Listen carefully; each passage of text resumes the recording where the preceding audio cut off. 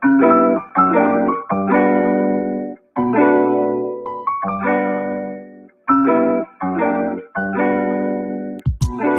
Winter Latina Show. Hosted by IDM.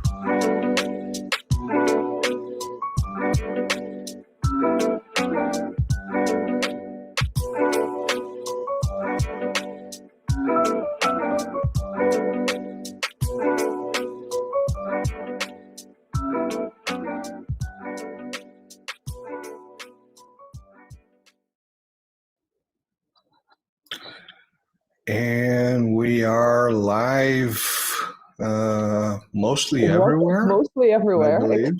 except for Rumble, which failed. So you guys, I know some of you were waiting. It failed on my end. I will upload the set episode, but obviously you can't see it if you're on Rumble. So apologies, we tried to activate it multiple times. But anyway, welcome to another super fun-filled installment of the Winter Latina Show, where we plan to discuss a very, very broad topic of what some analysts and even members of the Russian government have referred to as the belt of instability. I think in English it sounds better to call it the zone of instability. And we're going to be focusing on the southern periphery of Russia, which is very, very broad. But before we get into this, we have a couple of announcements. The first and the most important announcement is that we did what I think was an amazing interview. I was so excited to interview Austria's former foreign minister, Dr. Karin Kneißl. I probably butchered her name in German. My German is very rusty, so anyone who's German or Germanic and listening to me, please don't hurt me. I really tried. And so we will be releasing this as a special episode, both Marcelo on his channel and I on the Nina Byzantina channel, on my Twitter and elsewhere, early next week. But for those of you rather, who are subscribed on either Buy Me a Coffee or on my Twitter and on Marcelo's YouTube, respectively, we will be releasing some content from that interview for those of you who want to see it early. So if you are subscribed, then this is a little treat. I think the clips that I plan to publish are quite amazing, in my opinion, and sometimes funny, sometimes very unexpected. So you're welcome to check this out. And if you're not subscribed, then wait till next week and you can view the full episode. And of course, we hope to have her on again when she's available. She's obviously, as a former minister, she's a very busy lady. But do you have any announcements? Well, yeah, of course, apart from the fact that it's already available for subscribers. On your channel. On my channel, yes, on the Press of Mass Destruction, also known as Imprensa de Destruição em Massa. I have to say that it was an amazing conversation, and at several parts doing it, my jaw just dropped, and Same here. I was like, oh wow. I mean, I always learn from people that join us, because they specialize in things that I may know about, but not to the extent that they do, which is, of course, why they have been our guests. But in her case, some of the insides that we heard about and some of her personal commentary, was absolutely jaw-dropping to me. And I don't think all of that was really in the media, as far as, the media covering her story is concerned. So yeah, definitely check it out. And I was I knew this was going to be an interesting conversation, but it surpassed any kind of expectations that I had. Yeah, exactly. So just, absolutely amazing, fascinating person, a polyglot, a polymath, and yeah, check it out. I don't want to hype this anymore. Like I said, you can listen to the clips, which I think on my end, I'll try to upload some of these clips for those who are subscribed to me today, possibly tomorrow, and for the rest of you, you'll see the full story, the full conversation next week. So any more announcements, or do you want to jump into this? No, I mean, as usual, I don't think this time I put on the link on the description the situation about Rio Grande do Sul, which I always point out that hasn't gone. Still a lot to be I done actually there. saw this on one of the mainstream American or Canadian channels. So Exactly. it looked much worse than what you were describing when you actually see the footage. It looks like a major flood. It's a bad situation. So I think I forgot to put the links for any kind of help. In any case, there are several videos on the channel where you have the links, and I will put it here later as well. You can always help if you can. And so yeah, let's start talking about this. Let's jump into this very difficult topic. So Marcelo, a little while back, I sent you a very famous in political circles report coming from RAND in 2019. The famous think tank, the American think tank RAND, and it's called "Overextending and Unbalancing Russia: Assessing the Impact of Cost-Imposing Options." Have you ever seen this report before? Yes. I read it extensively because it's just to put my personal opinion about this report, and I see a lot of analysts that say that the West just got everything wrong and they are losing badly, and it's not black and white. If you read the report, you can see that a lot that was perceived that it's happening. And there are the gains, the deindustrialization of Germany, the decoupling of Europe from Russia, cheap energy, all that was programmed to happen. It did not happen as a consequence of stupidity. No. Of course. There was a big plan there. Well, to me, it's kind of amazing that this is, again, this is not just public information, publicly accessible. So if we're reading it, then government officials all over the world have read it since it came out, right? Yep. But also, it doesn't have to be RAND. We can jump into, there's a whole cottage industry of these think tanks. We can go to, let's say the Chatham House in the UK. If you jump on their website and you go into Russia and Eurasia, you'll find similar statements about Russia. You'll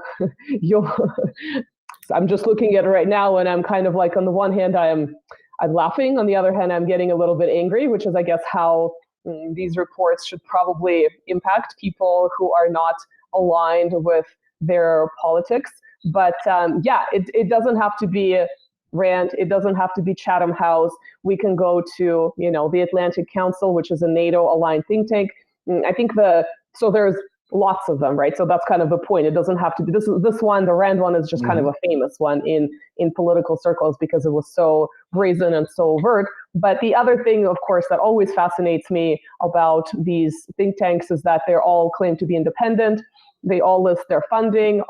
Their funding comes for the, maybe not for the most part, but a large part of the funding is coming from various governments around the West, the proverbial West, which of course is just kind of an amazing way to show that you're independent, but at the same time, you're essentially parroting any kind of, you're not really deviating much, maybe sometimes a little bit from the dominant narratives that are operating in the West. And at the same time, you claim to be independent. Had it been the case with a Russian think tank with partial funding from the Russian government, we of course would never hear it described as independent, but that's kind of an obvious point.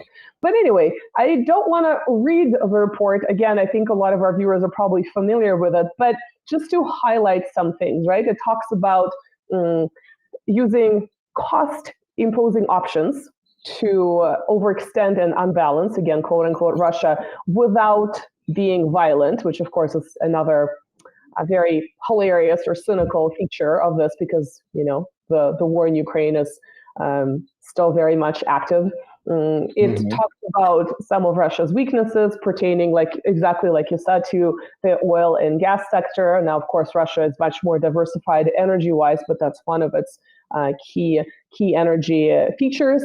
It talks about Russian anxieties, and it also talks about the countries, right? The sort of the peripheral countries that can be involved in this initiative of overextending Russia.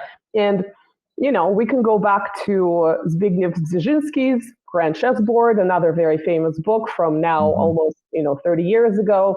And in that particular book, again, I don't need to retell it to you because many of you, if you haven't read it, you probably are at least familiar with it. You know that he talked about the special link between Russia and Ukraine, and separating Ukraine from Russia would essentially remove Russia from a great power status and leave it at best as a regional power, right?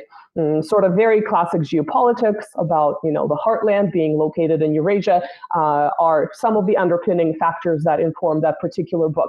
And so we're not really going to talk about Ukraine. But I did want to mention Ukraine, and of course I wanted to mention Belarus, because not only are those countries obviously in the former Soviet sphere, they're in the Russian borderlands, but because Ukraine, on the one hand, has been a successful policy to undermine Russia in perhaps the short and medium term. If we start looking at the Orange Revolution of 2004, going to the Maidan of 2013 and 2014 up until now. So short and medium term, you can say this has really absorbed a lot of Russian resources.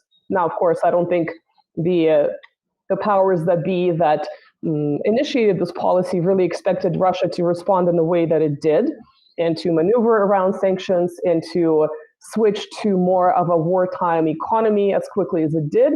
But that is, that's sort of a separate issue. But I would say which, by the way, is not still official. Wartime economy in Russia, it doesn't seem to be an official politic yet. It's not official, and neither is the state of war. Again, we talked about this before, that the term special military operation is not a way to avoid using the word war. We started talking about the war in Donbass in 2014 when it began. It's more about the particular designation and what Russia, according to its own laws, can and cannot do, right? It also can have like a counterterrorism operation that has a different legal definition and different parameters. So the state of war, right, has not been declared. So that's also very interesting that it's, this has been going on since 2014. The escalation started in winter of 2022, and yet that designation has not been used, although we've seen sort of the idea of counterterrorism being added to this flown around, but it never really happened. And so in my opinion, in the long term, the Ukraine situation would be a failure in some ways and a success in some ways. So perhaps if you think about bringing down Europe, especially Germany, as a success, then that's a success, right? If you think about using up a lot of Russian resources and the lives of Russian soldiers, that's a success for Russia's opponents.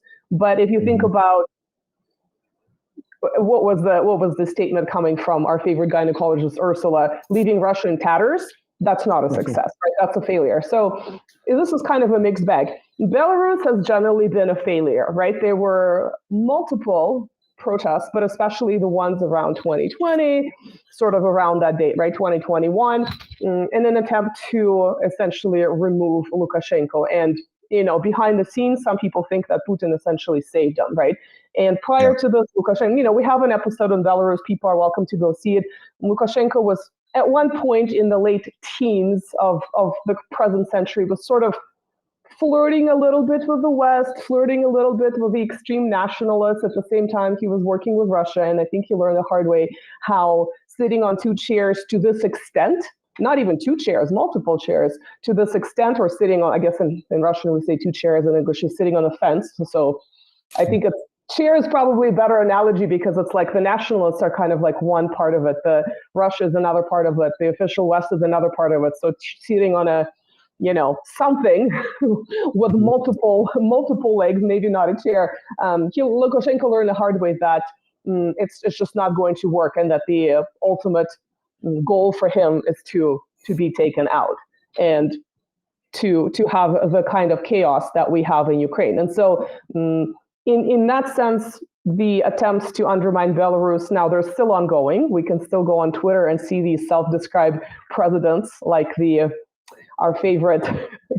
What's her name? I always forget. Svetlana. You were kind of, she to me, she is kind of like the modern version of the Communist Party boss. Obviously, she's not a communist, but she's very much like very hardcore, and she just claims to be the real leader of Belarus on social media. And I always say, well, why can't I be the Empress of Eurasia if she can be the the president of Belarus? What's the difference? I'm on social media too. I'm unelected. She's unelected. What's the difference, right? Aren't we supposed to accept anything that people want to be? Yeah, self-identify. I mean, this is how I identify. I'm just the emperor of the planet. I self-declare. Yeah, no, I'm the emperor of the planet. I'm sorry, you're subordinate now. My aspirations are a little bit more modest than you, Marcelo. The solar system. Solar system. Well, might as not? well, right? Yeah. Might as well. Yeah, so definitely those attempts have not really, they're still operational. They're just not nearly at the extent that, I mean, the Belarusian state managed to not only survive, but to consolidate and to improve its relations with Russia. We talked in our Belarus episode about that Russia and Belarus have a special relationship called the Union State, where they're pretty integrated, even though they're two obviously separate countries. So you're welcome to check this out. So I wanted to mention Ukraine and Belarus in this context because, well, it relates to all of these think tank reports and assessments of Russian so-called weaknesses, vulnerabilities, anxieties, et cetera, et cetera.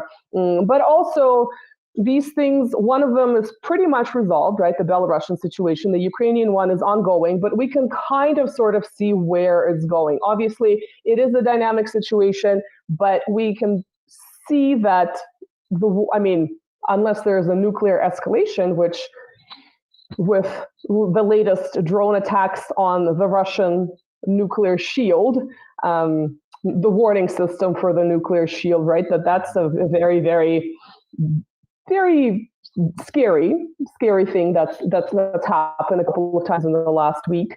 But we don't know. So in that sense, it's dynamic. But overall, we know that the war cannot be won by the Ukrainian side.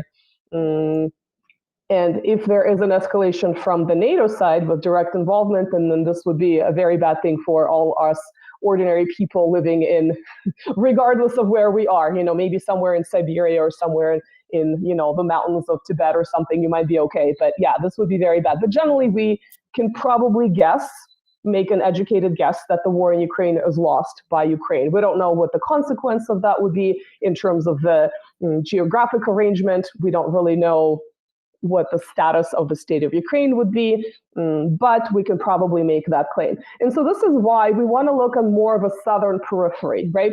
And again, this is kind of a gray area because we can talk about the southern periphery with just the former Soviet Republic, right? So we can take Georgia, Armenia, and then we can take Central Asia with, for instance, Kazakhstan and Kyrgyzstan, right? But we can also go all the way more south to Africa, which technically is in the southern periphery, right? Much farther, West of Asia course. as well. And West Asia, right? And so this is, again, another dynamic situation. If we think about the fact that France recently, in the past year, less than a year, 6 months, had to leave its former sort of colonial stomping grounds where it was a military power, and now it's no longer such a power, right? That's a huge development in Niger, for instance.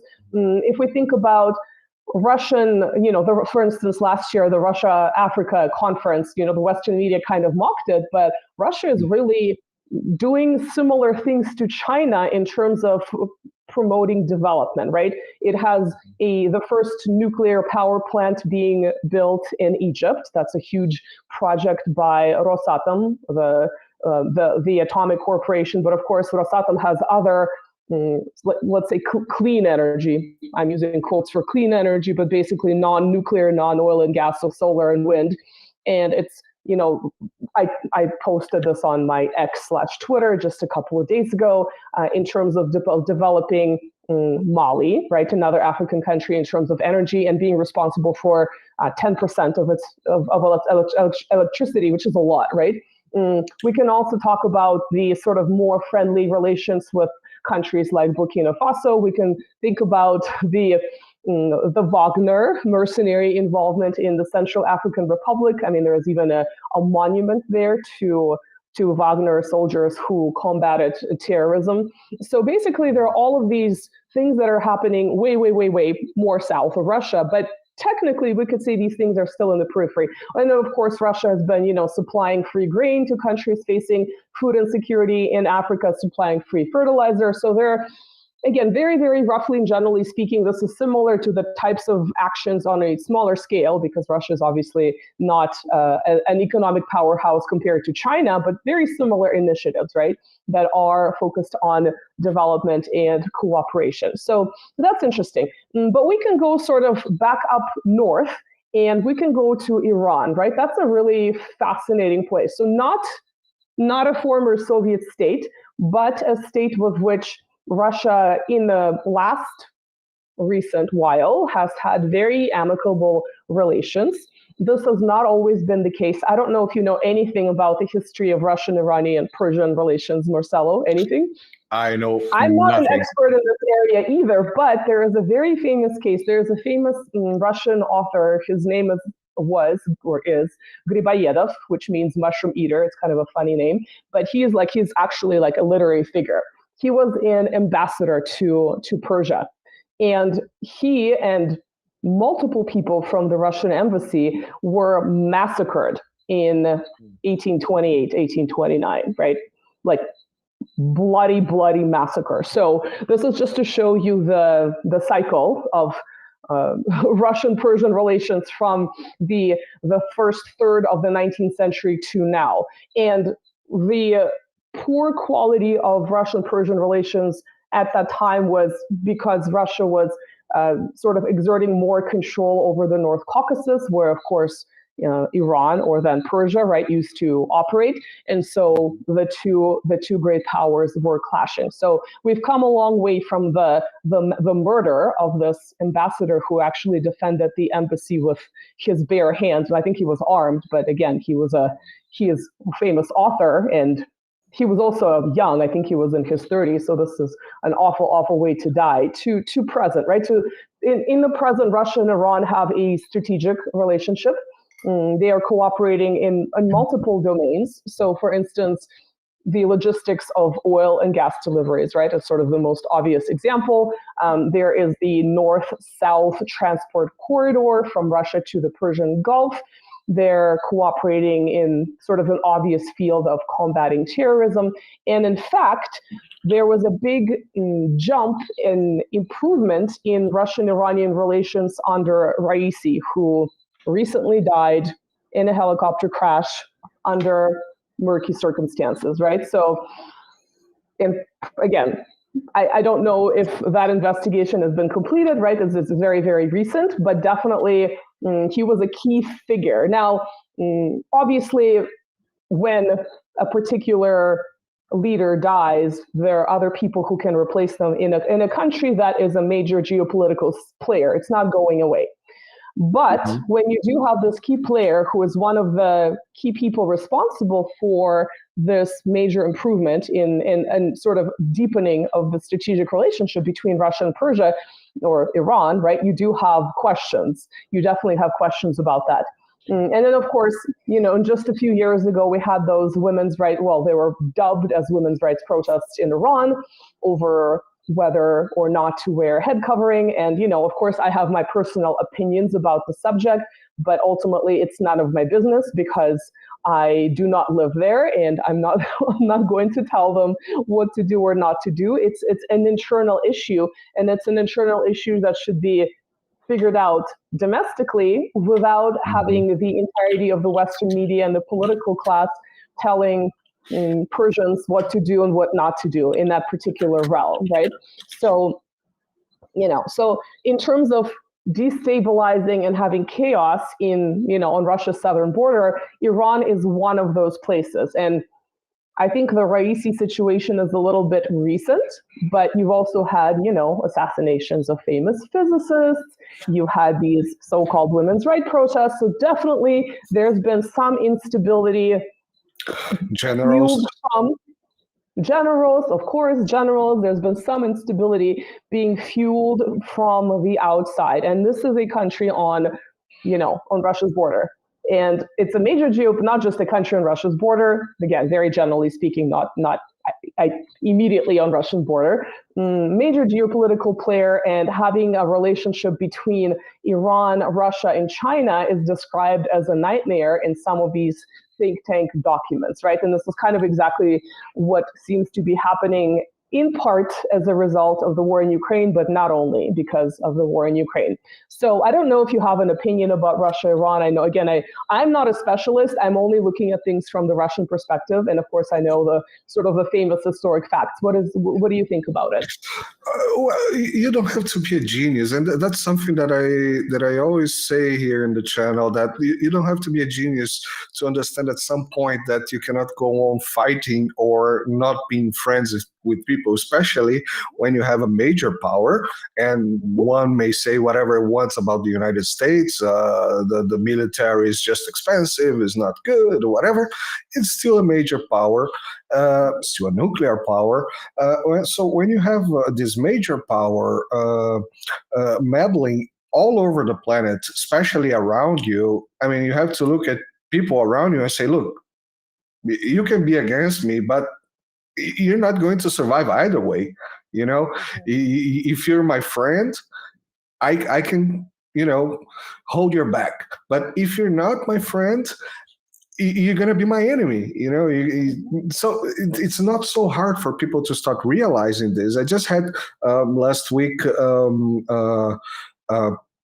Professor Paulo Gamba from Angola, where we were talking about the Angola Civil. Also this week, with Professor Osvaldo Mboko, where we were talking about the civil war in Angola. And I was very interested by the expression that Professor Paulo Gamba gave to the war, to the end of the war. He just said, two brothers came together and decided that they were tired of fighting. And that's basically that it was a pretty long war, and it's sort of towards the end of the 20th century, right? It's a exactly relatively recent end of decolonization war, right, compared to the other wars that took place earlier in the 20th century. Exactly. In any case, this picture, these pictures, the mindset of everybody, on the planet, at some point, people just got tired of fighting. And when you see prolonged fightings or never-ending fightings, there's something behind it. And, these leaders of these countries, Russia, Iran, China, Libya at the time, at some point they understand that we cannot go on fighting against each other here because there is someone that is trying to profit from it.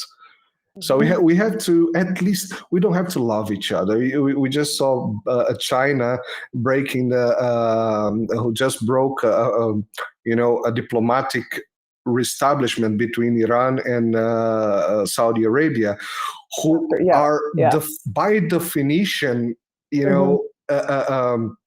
religious enemies, like that. Opponents, right.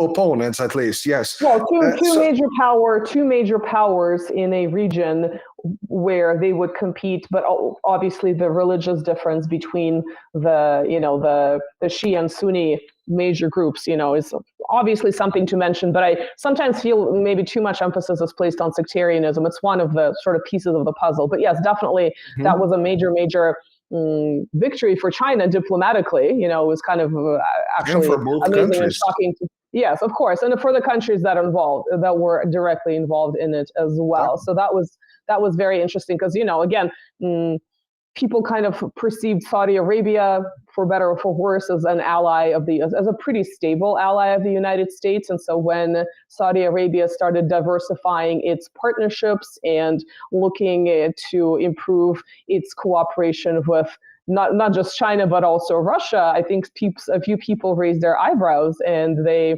really were not expecting that something that has been, and if you look at the details of that relationship, it wasn't exactly perfect for the last, since the 1950s or whatever. But nonetheless, that was sort of the outside perception. I also see a lot of people putting emphasis in, Saudi Arabia is just not trustable. Sometimes they're here, sometimes. I mean, whatever is better for the country, bro. And if it's exactly. better Saudi to. Arabia is watching out for. You should be probably looking out for Saudi Arabia first, and for all its potential faults in terms of its domestic politics, which of course hasn't really been a problem for the official West when Saudi Arabia was mainly dealing with the official West. But now that it's diversifying its relationship, let's put it this way, in favor of more of a multipolar trajectory, it's all of a sudden its not so democratic political system is now could be a problem. Hey, we forgot about that, but we'll bring it up to you now because you're going to trade in yuan instead of the dollar, right? So that's obviously Exactly. for sure. So that's one thing. I think the next country on our list should be Georgia. And again, we've now discussed. Even though I am quarter Georgian, if I actually follow the genes here. I don't speak the language. I've been to Georgia once. I would love to go to Georgia again. But I do have an interest and a connection to that country. But I didn't think, because it's kind of a niche topic and it's a small country, even though it's ancient, even though it has a culture of literacy and its own alphabet that predates Russia in that sense. I know Georgians sometimes, when you Slavs were crawling in mud, we had an alphabet and we were Christians since, the 4th century, and you guys didn't get baptized since until the 10th century. We're much more civilized than you. So I've certainly heard that. But it's true, like they have had this really ancient culture, education, one of the earliest Christianized countries. But it's a small country, right? It's not a dominant geopolitical player. It's not even a dominant regional player. And so I never thought that we would now be mentioning Georgia for the third time on this channel. We've now covered it twice. We sort of talked about the general Russian-Georgian relations over centuries, right? That was kind of a general episode with some highlights here and there, strategic highlights. We've then recently talked about the protests in Georgia over the foreign agent law, which was kind of remarkable that I think the most recent headline I saw yesterday that Georgia's EU dream is in tatters. And I was thinking, like, is it in tatters like Russia is in tatters from sanctions, or is it actually in tatters? Yeah, they really love using the term in tatters. I don't know if it came from our favorite gynecologist Ursula or someone else. Tatters. I know. Right. Yeah. So anyway, this is what I saw. So we covered the protests, and now we're back to sort of summarize the role of Georgia. And I think, Marcelo, you now know more about Georgia because of our discussion. So it's really interesting when you do have this small country that is not even I guess you could say it's a regional player, but in a very small region, right? The Caucasus, not even in sort of Southern Europe or West Asia. It's kind of like on the borderlands, right? So the fact that it's playing a major role, and we've had statements, I mean, assuming this video was subtitled correctly, coming from the Georgian leader, the leader of the main party, the Georgian Dream, talking about the fact that in 2022 there were attempts to open a second front against Russia, much like in Ukraine, and those attempts failed. And he talked about that this would have been done at the expense, first and foremost, of the Georgian people. So he was protecting his population, not so much being a Russian lapdog as, again, the official Western political class and the media, the echo chamber media likes to describe him as, right? So that was really, really, I mean, it's not surprising, but it's still very shocking to have seen that. Again, assuming the subtitles, the clip that I saw were correct because it was in Georgian. But it's really not surprising, but just to see the extent of the carnage that has taken place in Ukraine, and to then imagine that the same would have taken place, well, it's a smaller country, of course, in Georgia, and without having the direct participation of the little puppet masters that are behind it, again, in my opinion, the level of psychopathy is just like through the roof. It really is just remarkable. It's out of the box. It's out of the box. It's just complete. We had a conversation. You were also involved in that conversation when there was the assassination attempt on Fitzo, and one thing that called me a lot of my attention was just in the beginning when I started talking with Nebojsa Malic. he said the Pandora box is open. Sure. And once the Pandora box is open, it's just very hard to put things back together. And I've been watching. Just yesterday, I sent him again. There was this assassination on the husband. Well, there's probably going to be some investigation, but the guy was strangled inside his own car. The husband of the Italian Ministry of European Parliament. I forgot her name. It's just search around. It's not hard to find. And we had also who was it that just recently said, what was it? Vucic that recently said that he got a call. I abhorred this with this Larry was the Johnson. Georgian leader. The Georgian leader. He got a call. We now know the name of the European commissioner that was in conversation with him, and and the guy confirmed. And then he confirmed it, yes, and he said, "No, my statements." Yeah, so just for those of you who haven't heard it, this information came out on social media and then the news, and it sounded like too crazy to be true.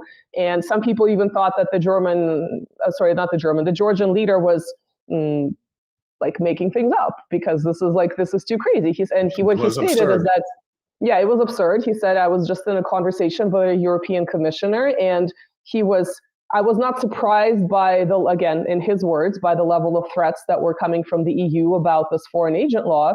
And we talked about this law as a side note. It's a law about transparent funding for NGOs and other types of organizations that have more than 20% of foreign funding, which is, seems kind of reasonable. Other countries have this law, and you can listen to this episode and decide for yourself. But not only was he being threatened, again, in his words, which he's been hearing for months now, because the parliament, passed this law, and now it's been ratified, right? We're sort of past this point, which is why the EU dream is in tatters, right? I guess, which is why we're seeing this. But the EU commissioner basically said, again, in the words of the Georgian leader, watch out, look what happened in Slovakia to Robert Fico, he was shot. And so I guess the Georgian leader was so shocked that he decided to go to his country's media and to release this far and wide to basically protect himself, but he did not release the name of the European commissioner. So I think for a couple of hours, everyone was saying, okay, if this is actually true, it sounds like the mafia, this is insane, really, really, please protect yourself and tell us the name. And then the European commissioner comes out. I think that it's a Hungarian man, yeah. not a Hungarian representative per se.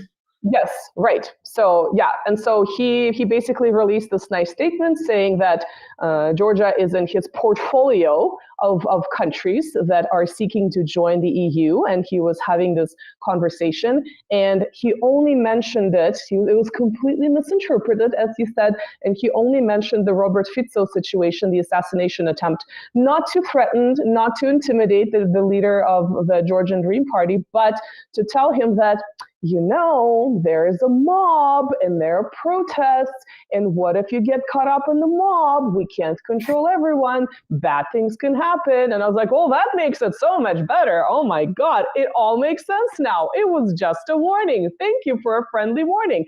The Georgian leader is obviously too dumb. He doesn't know that he shouldn't be going into a freaking mob.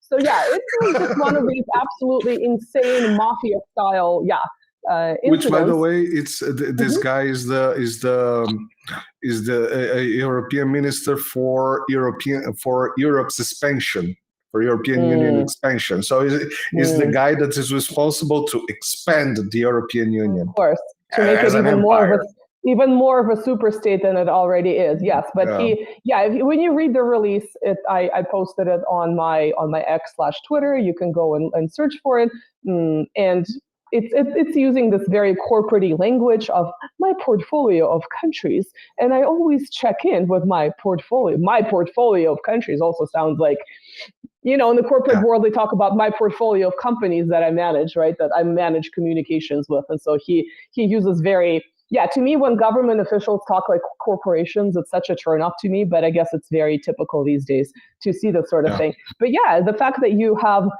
in thinly veiled, maybe not threats, but let's call it intimidations of countries that are not even in the European Union and are trying to, pass a reasonable law about having a funding transparency in their own country, and you have that level of, of a response, then I think it says a lot about the people who are engaging in that type of pressure. Again, I'm going to be very diplomatic, from the EU officials and other officials that are threatening sanctions, and that would be using that type of, to me, it sounds like, in my opinion, it's like mafia type of language, Yeah, people, you if have you a open your beautiful car and the country car there. goes boom, the car goes boom, things happen. Yeah. If you get fed to the sharks, things You happen have, in the you have Black a Sea. beautiful country there. It would be terrible if something happened to it. Right, exactly. It would be terrible if something happened to it. So yeah, it's just absolutely shocking. So then it really is very revealing about the extent to which they're terrified that where the funding is coming from and what it's used for will be public knowledge. And so then the obvious question is, why are they so terrified? They're, protests, and some of the protesters have connections to very famous Western NGOs in the obvious countries, in the hegemon country and some other countries, right? There are threats of sanctions, like really, really serious consequences about something that should be an internal matter and something that exists in multiple countries. A foreign agent law about the transparency of funding exists in dozens of countries. And as we mentioned in that episode, in many of those countries, it's based on the 1938 American Foreign Agent Registration Act, which is also kind of remarkable that they're still branding it the Russian law even today. I mean, the Georgian version of this foreign agent law. It's actually the label that most people use, is the FARA law. It's a kind of FARA law, which is the Foreign Agent Registration Act from the United States. Yes, and because legally, to these countries, apparently legally, the American law made sense, and this is why they used it as the basis. So, again, that's you're welcome to listen to this episode, but just an absolutely remarkable situation. And, we talked about Georgia, how it was one of these countries that experienced a so-called peaceful revolution, right? The Rose Revolution of 2003 with Mikhail Saakashvili, our favorite Brooklyn hipster, who is currently imprisoned by Georgians themselves. It's a pretty interesting little arc that he went through between being the president of Georgia, the governor of Odessa in Ukraine. How the hell did that happen? Oh yeah, he's been kind of moved around like a little chess piece on the imperial map here, and now he is in prison in Georgia. Yeah, as a lot of these guys are. But yeah, it's pretty interesting how there was this kind of typical trajectory for a former Soviet state that experienced a, they call it a peaceful revolution. We probably could call it a color revolution. I think even Wikipedia classifies it as a color revolution, but nicely. And the nice color revolution as opposed to a bad color revolution. There's a distinction, you see. And then in sort of the second decade of our present century, Georgia turned to have a more reasonable politics. By no way are they pro-Russian, but kind of having more of a recognition of its geographic proximity, right? Having a huge market in Russia for some of its imports, Russian tourists coming to vacation there, although recently, obviously, that's been more difficult. And realizing that, and at the same time wanting to have a relationship with your European Union, which, in my opinion, that seems like a reasonable way to manage international relations. But to Russia, this was okay, but to the official West and the European Union, apparently having any kind of business relations with Russia is not okay. So, which of the two big geopolitical players, the EU / the official West, we can include the global hegemon on the EU side versus Russia, which one is being more reasonable? And this is a party, the Georgian Dream, that's been reelected multiple times. So clearly the people keep reelecting it. So, you guys lecture us about democracy. Well, here is supposedly popular will of the people of this party that has been reelected. And the interesting thing, actually, I forgot to mention this. Whenever you see the coverage of the protest, they seem to paint it in a way that it's really just overwhelmingly opposed to this party and this law, right? This ruling party, the Georgian Dream. But if you go on the social media of the Georgian leader, again, I don't. Yes, it's possible that they're deleting comments, but I was kind of seeing them updated in real time, and I was Google translating the ones that were in Georgian. They were all overwhelmingly positive when he received this threat, and they were saying, yes, keep going. This is a good law. We support you. I hope you're safe. Like in real time. I mean, again, possibly there might be some. Again, we could assume that okay, it's a government page. Maybe they're deleting negative comments, but I saw enough of it. Again, very anecdotally, updated in real time, that overwhelmingly the people were supporting him, right? So I think the way the media, the Western media, the English language media coverage is versus the reality on the ground might also be two very, very different things. And we might be seeing very loud minority in these protests that are being portrayed as this is the country's will. We don't want this Russian law, versus what's actually going on there, which is a very, very different thing.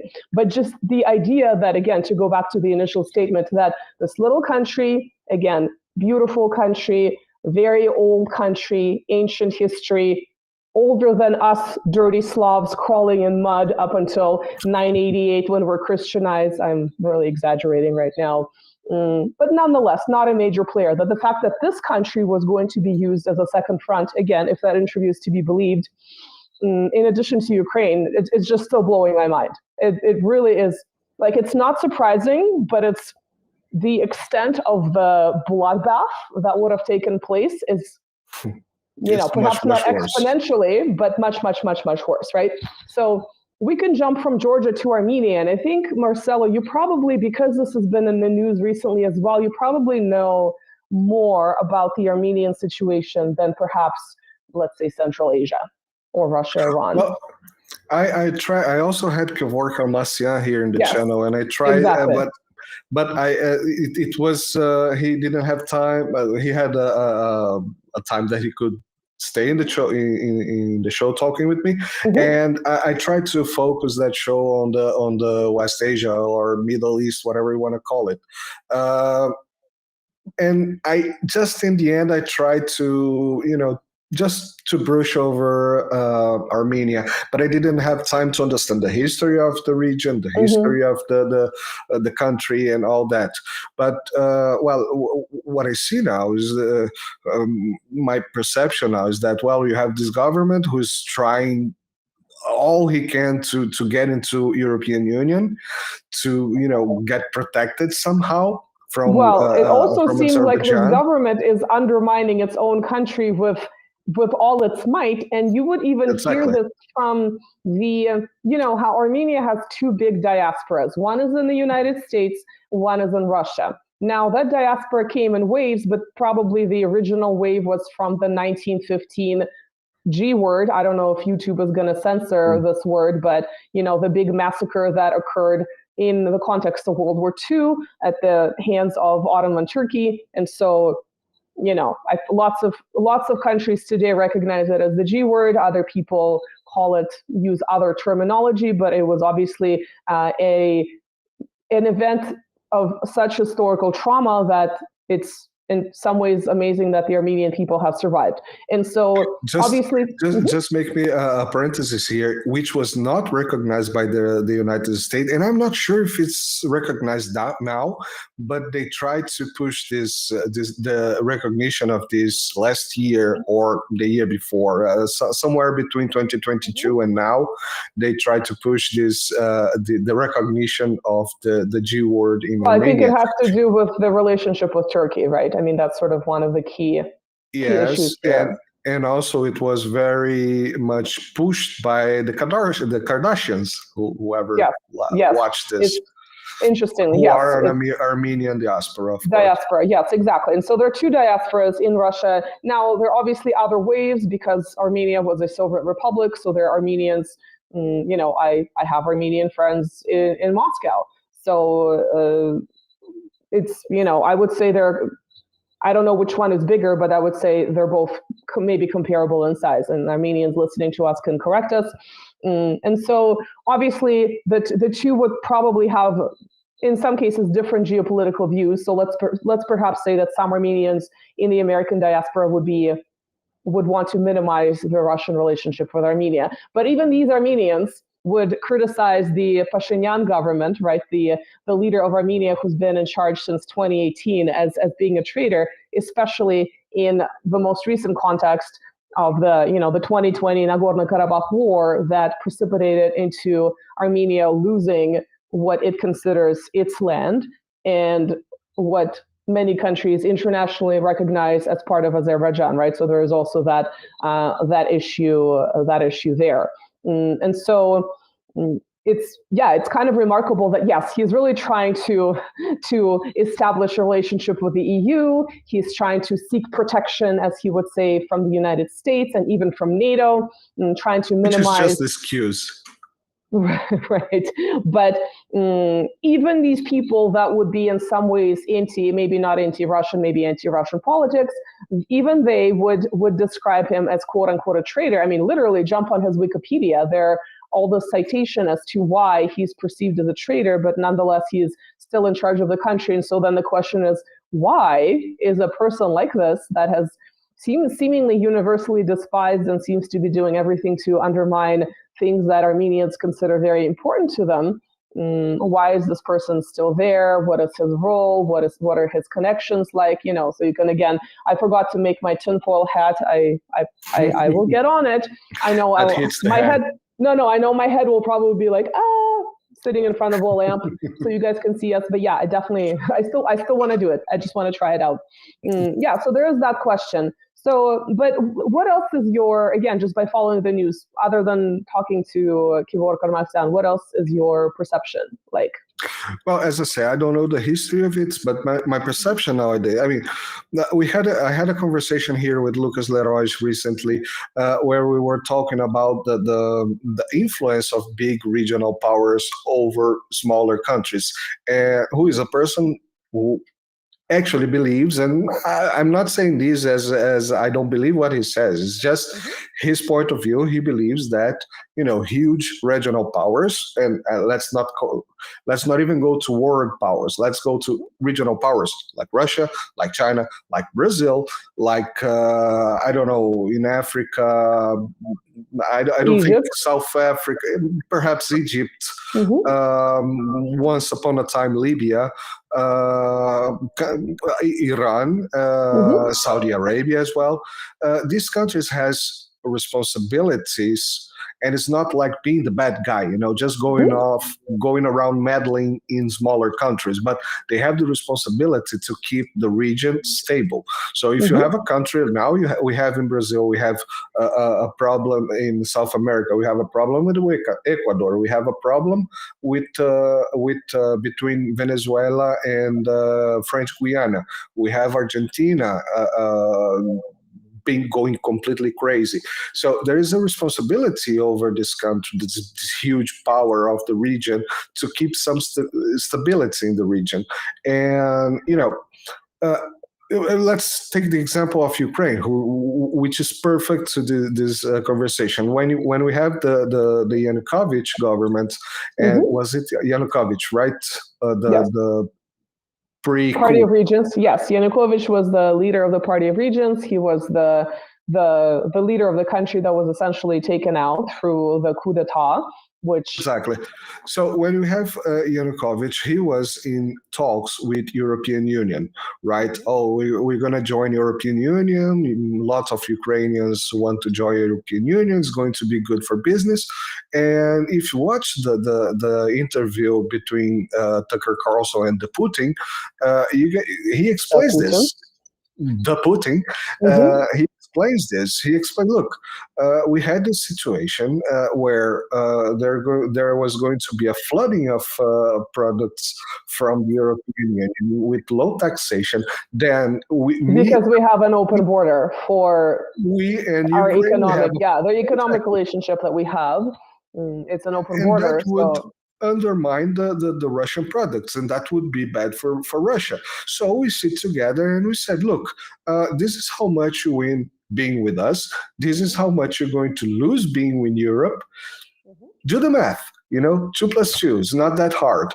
Right, Just but like also Ecuador. it wasn't even that. It was also just the other issue was that the two markets were integrated since the Soviet days, right? In terms of Mhm. we're going to manufacture this machine part here, and then it's going to go to this city Exactly. there, and it was integrated to that level. So to completely destroy these industrial ties, which of course now they're essentially gone, like that was a really huge thing. It was beyond the EU dumping its products into Ukraine and then making into Russia. It was much more in depth. And of course, Ukraine Sure. was also getting a lot of perks with because it was a transit country, right, for energy. It was getting a lot of perks and sometimes stealing that energy that was meant for the EU countries whenever it didn't want to pay. So, and that goes back to the early 2000s. So there are all those other additional major issues that were part of the problem with this EU integration,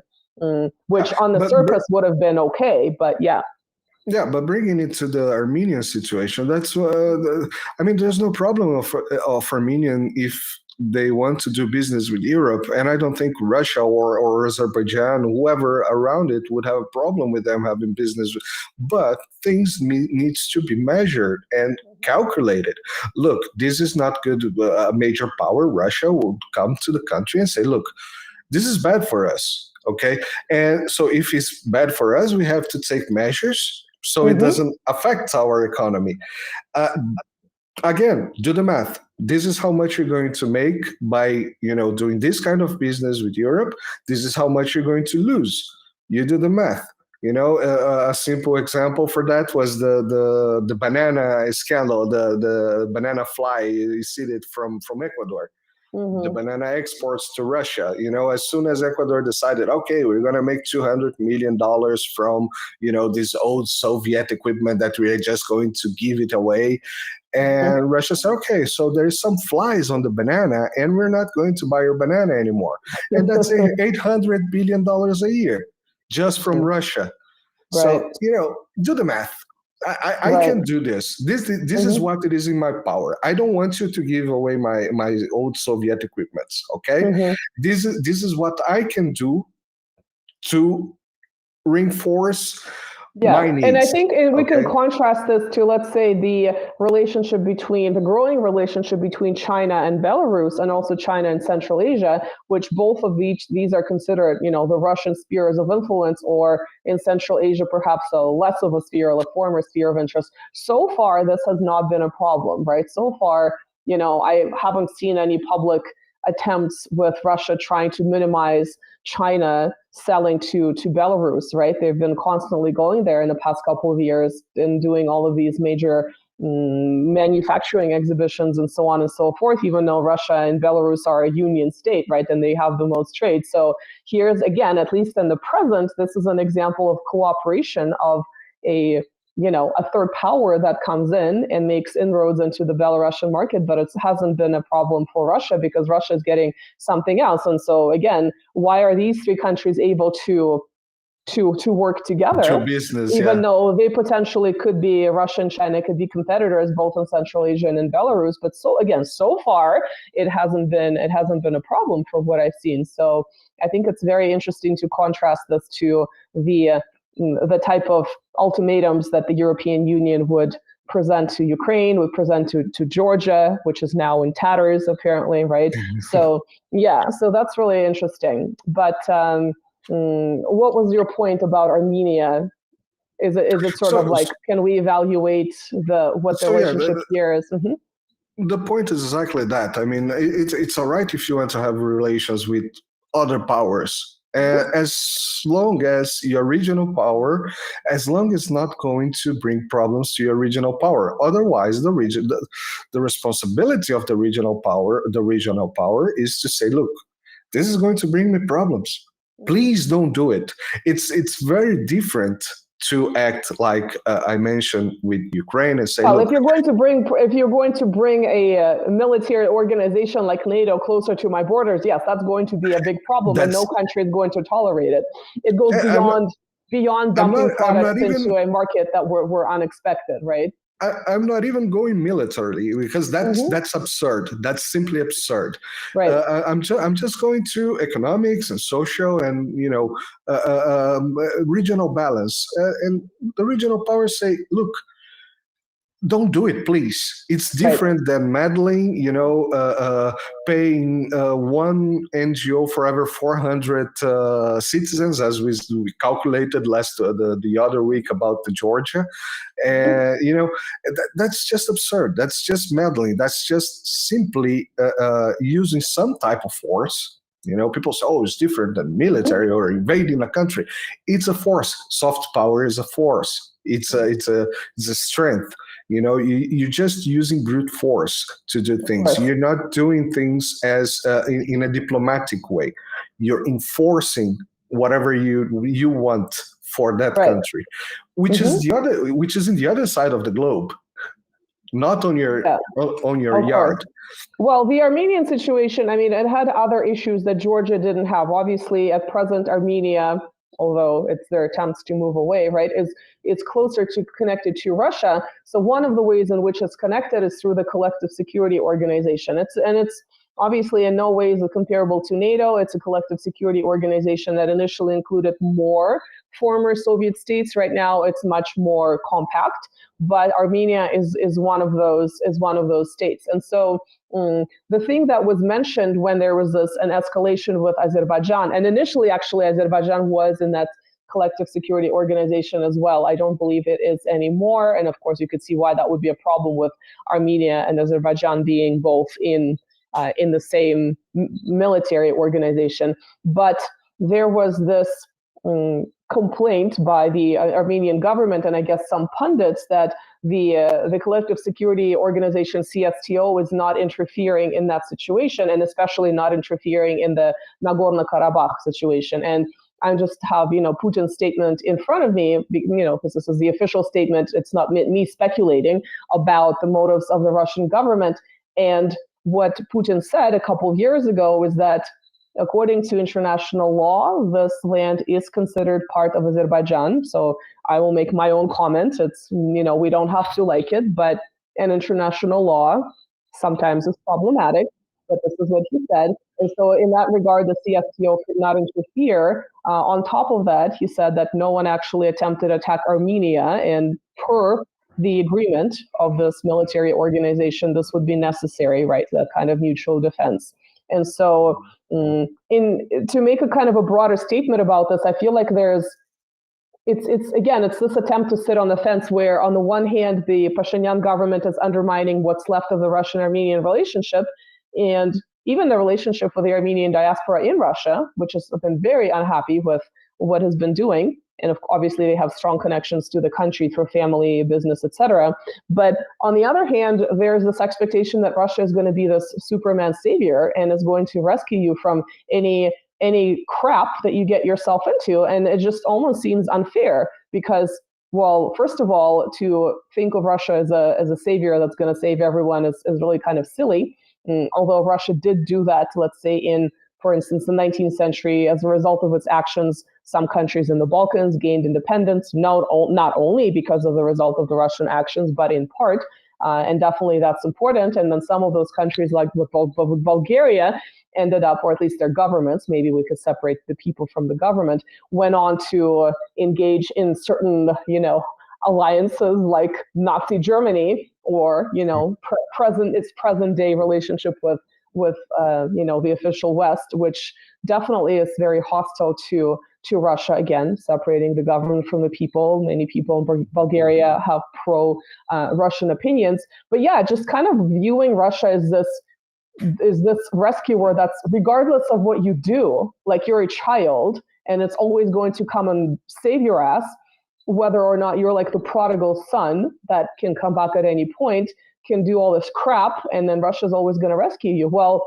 in our yet to be released interview with Dr. Kahin, she said that countries are not friends; they have mutually beneficial relationships. So even though there is this common religious, again, they're not exactly of the Orthodox denomination, but they're closer to us than, let's say, Catholics and Protestants.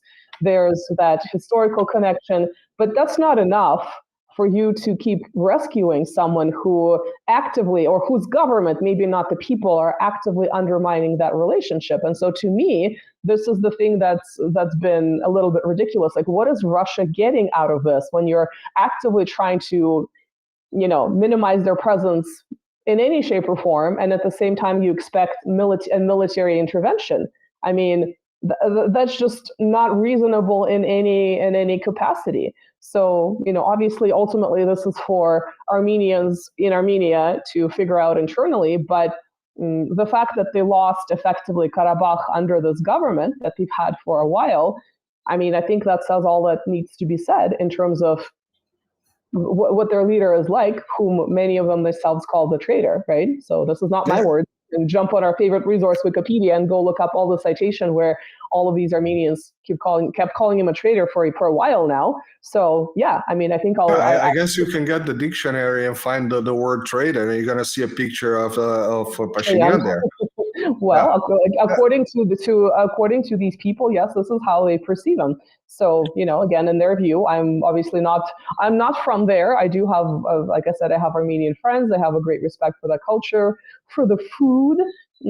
But, ultimately, international relations have to be, it's very nice if they're friendly, but there has to be something that is mutually beneficial. So for Russia to intervene militarily, I mean, there has to be something significant with with this collective security organization. And I wanted to contrast that. I don't know if you remember the one case in the recent past, in the last 2 years, where the collective security organization did intervene successfully. Do you have any idea where that was? This is my riddle for today. No. Perhaps. Can you guess where this was? I Where cannot did the guess. collective security organization actually go in and actually solve a problem, seemingly, in a very sort of selective way? Well, wasn't it the question of Nagorno-Karabakh in Armenia? No? No, it was not. This is where Putin said, according to, like I just quoted to you, according to international law, it's not considered part of Armenia, as much as we might.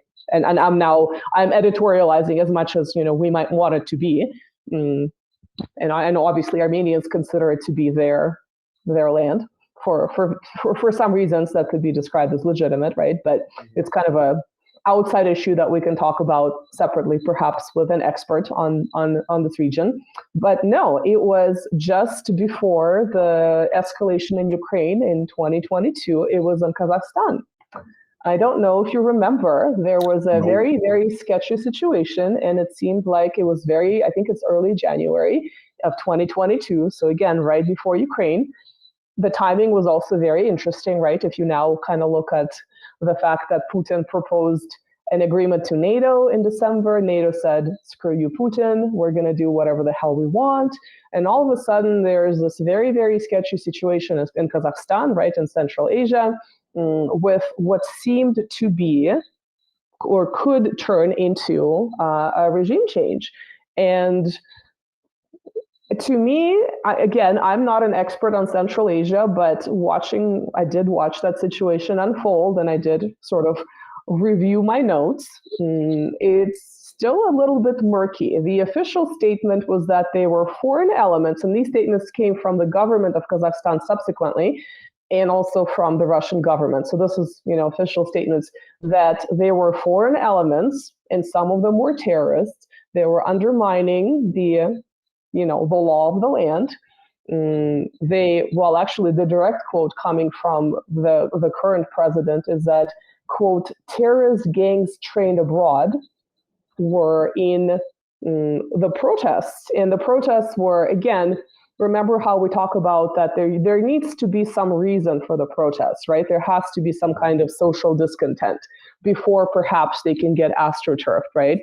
So in this case, it was the sharp rise in gas prices. So supposedly, right, the official story is that there were these protests, they got hijacked by these, quote, terrorist gangs trained abroad, and it was a very, very murky, dangerous situation. And so in this case, the collective security, the Organization of the Collective Security Treaty, the CSTO, intervened successfully. The foreign elements were captured, and I'm looking at another statement by Takayev, the leader, and he said this was a, quote, carefully prepared operation of international terrorists and bandits whose goal was to undermine the constitutional order and, of course, to carry out a coup d'etat. So he described it as a very, very serious deal. And so outside looking in, it seemed like so this was described as an attack on the country. So legally, in this sense, the CSTO, the military alliance, right, could intervene, and it did. It was very, very quick and selective. There was no bloodbath, as you know, otherwise you probably would have remembered. And Putin sort of presented a unified front with the leaders of Kazakhstan at this point. And in this sense, I kind of viewed it as first he helped, or the Russian government behind the scenes helped, or intelligence agencies, who knows, right? Whoever was involved, to stabilize Belarus, and then helped to stabilize Kazakhstan. But obviously the Ukrainian situation was much different because it's been under foreign control for a decade.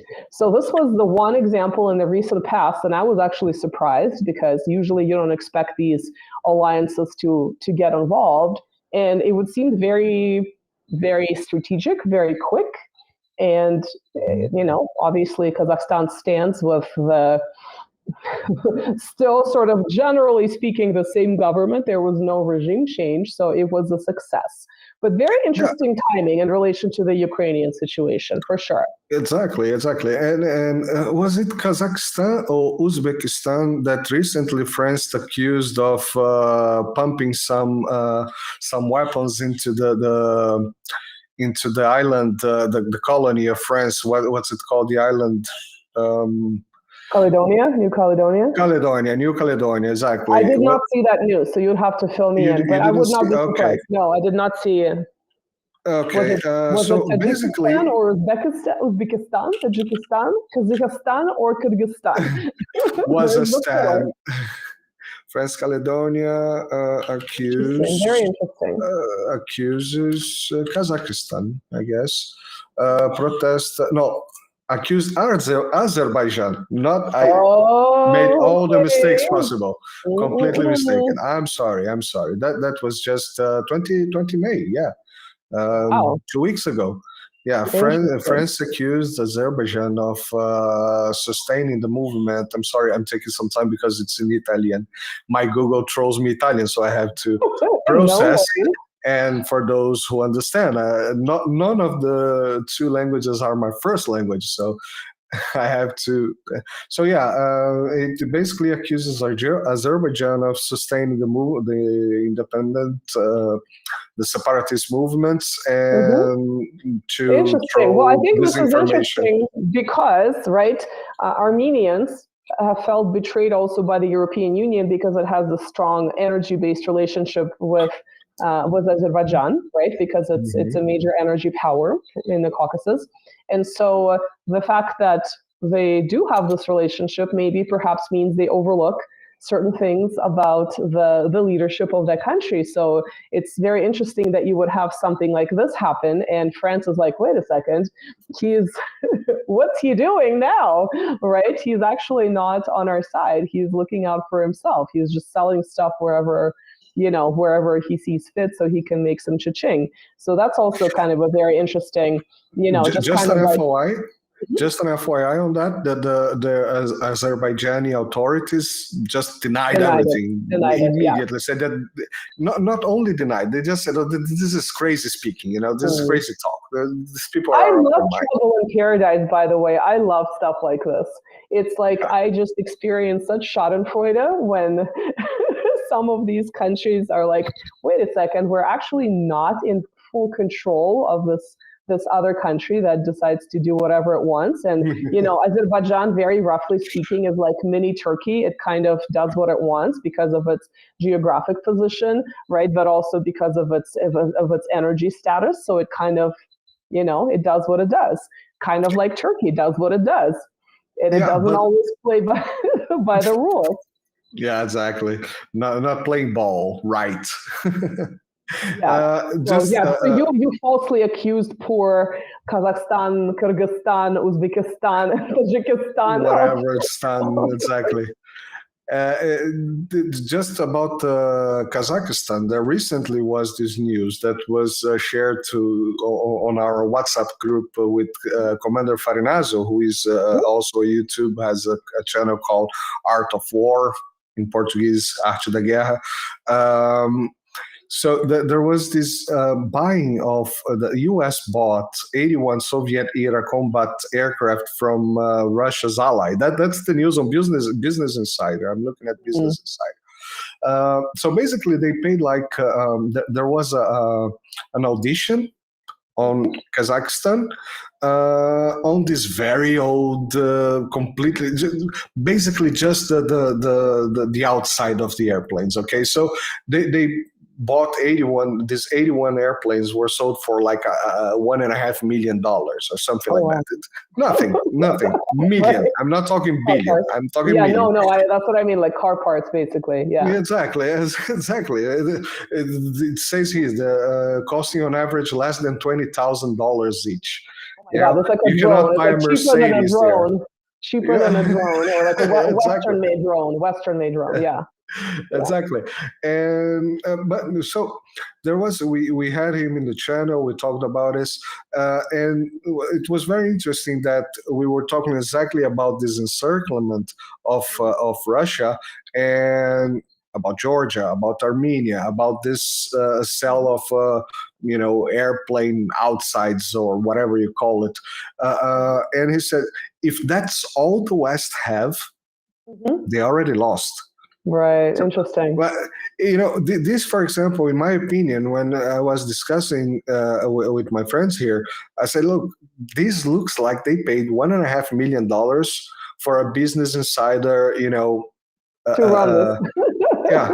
To run this as look, Kazakhstan is ditching Russia. See, they sold airplanes to fight in Ukraine, because if you read the report, it actually is, at some point they say, there's not much to be used for. Perhaps they're going to be put on some airfield to be shot at, like dummies, or what's the word? Like dummies. Target practice, for target practice. Target practicing, like a bait for Russia. Yeah. Okay, they have 20 airplanes here. Let's shoot at this airbase, and there's nothing but $1.5 million, 80 airplanes. Right. So this was very interesting. It really looks like they are just doing something to smear. Well, I think they should be worried about. They should be worried about. I mean, I know they are worried about China, but I mean that's the major player that has really strong relationships with these former Central Asian republics. Like that's the economic, powerhouse. It's not Russia, it's China.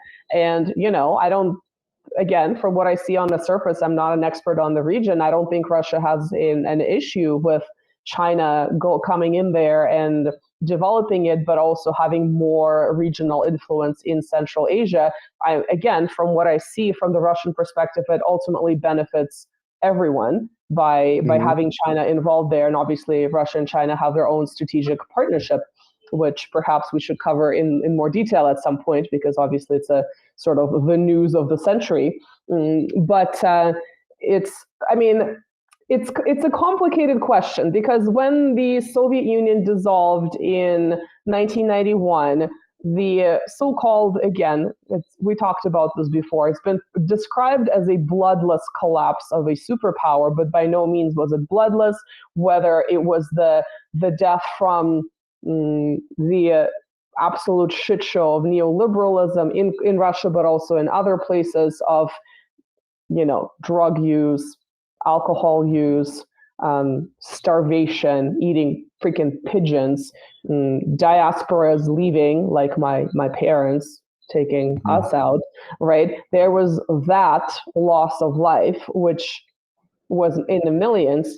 same thing in Ukraine before anything happened, just from the collapse of the Soviet Union. You had the Chechen wars, but specifically in Central Asia, you had some definite anti-Russian sentiment, and some people fled. Now, there are still some Russian diasporas in Central Asia. You know, in some places there are fewer people left, and other people there are more that were part of the relocation, you know, especially with the Soviet Union, but possibly earlier with the Russian Empire. And so some people seem to be, you know, living fine.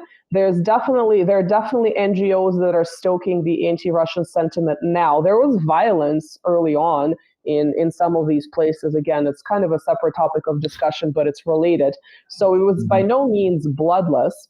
And so today, for instance, there are all these attempts to, and in some places, again, not an expert, but to change their alphabet. They were using Cyrillics, modified Cyrillics, because from what I understand, but I don't mean to offend anyone, I'm not sure if they had a writing system or they had a modern writing system, so they used Cyrillics. I might be wrong, please correct me, to change to the Latin alphabet. And I just saw a bunch of these criminologists on X/Twitter a few weeks ago celebrating how, I can't remember which country this was, but it was in Central Asia, they were switching to the Latin alphabet in some shape or form. I'm not sure if that was fully. So that was also portrayed as a victory.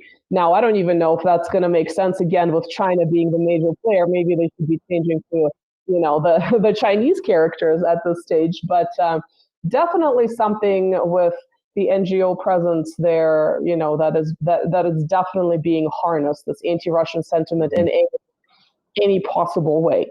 But yeah, the timing of the Kazakhstan protests, definitely very interesting, because literally it was early January, and then end of February we have the initiation. Well, we have December through late February, there's this escalation of the shelling of Donbass, right, that then precipitates the launch of what Russia calls a special military operation. But I guess for the sake of brevity, the final place I want to briefly look at is Kyrgyzstan, right? So this is another Central Asian country. This is another country, former Soviet republic, that also had a so-called bloodless color revolution. It had a lovely name. It was called a tulip revolution in the early 2000s. So Ukraine had its orange revolution, Georgia had its rose revolution, and Kyrgyzstan had a beautiful tulip revolution. Doesn't this sound absolutely precious to you? It's just all Tulip revolution. Wasn't it some with the same name in China as well, in Hong Kong? Or Hong Kong had wasn't it the umbrella revolution? I think Hong Kong had the umbrellas. So colorful umbrellas. Maybe you're mistaken umbrellas for tulips, but definitely very, very, very, very nice. And again, just as a side note, it's not like we're trying to portray these republics as being beacons of democracies, right? And democracy, of course, itself might be problematic in many ways, as we've discussed elsewhere, at least in its modern form. But, obviously these countries have issues. They are countries that may be more authoritarian, according to some, than, let's say, countries in, like even Russia, Ukraine, et cetera, et cetera. So that all is fine and dandy. It doesn't, justify regime changes. But Kyrgyzstan is just, again, as a non-expert, has been a bit unstable, because it also had, it had this tulip revolution in 2005, but then it also had another revolution in 2010.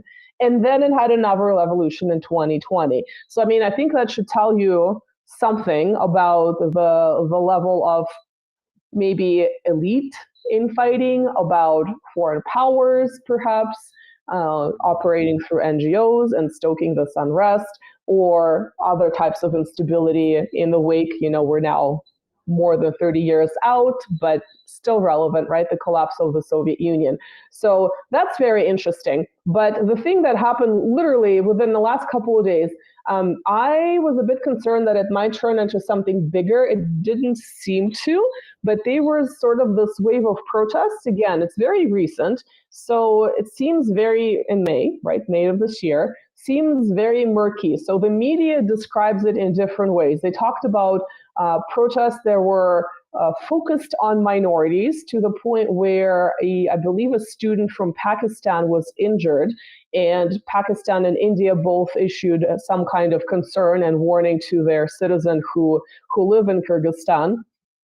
And I've seen, again, the media use different words. I think they use the term marauding. They use the term of like xenophobic protest against, people coming from Pakistan, possibly India. So that seemed to have served as the impetus for a larger protest. And as the protests were happening, I've seen some pundits say, oh my gosh, this might turn into something bigger. This might be used as, again, to astroturf it into something else, some kind of regime change. And, if you have a revolution in 05 and 10 and 2020, that's a lot of revolutions in, 15 years. Could there be another one, right? Seems to have died down. I think when I first messaged you, it was sort of still happening.